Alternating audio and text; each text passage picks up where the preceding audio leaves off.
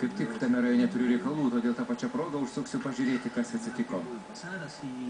O paskui tau paskambinsiu.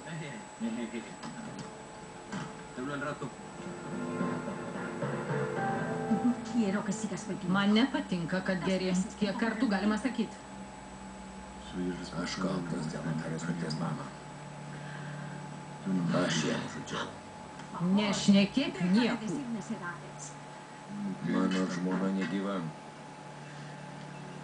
Savo vaikus padariau našlaičiais.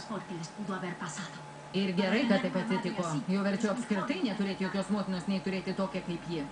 Jaučiuosi toks niekšas. Aš ją mylėjau, mama. Baik, pasakiau. Kaip aš dabar be mamos gyvensiu? Luisai, žinau, kad tai didelė nelaimė, bet mes be jos nepražūsim. Būtume buvę su jie tokie laimingi. Toli nuo šitų namų, nuo močiutės ir nuo tėvo. Tau tik taip atrodo. Glorija, tugi žinai, kad jie manęs nekenčia. Todėl, kad tu amžinai atsikalbini ir niekaip jų neklausai. O kaip klausyt, kai jie neteisūs, Glorija? Bent jau dėl mamos močiutė buvo teisi. Luisai, supras, geriau vieną kartą pamatyti, nei 100 kartų išgirsti. O man nesvarbu, ką ji padarė, aš ją vis tiek myliu.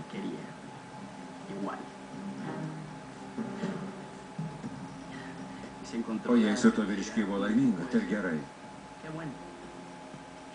Nes šitos namus, kiek prisimenu, jos gyvenimas buvo šuniškas.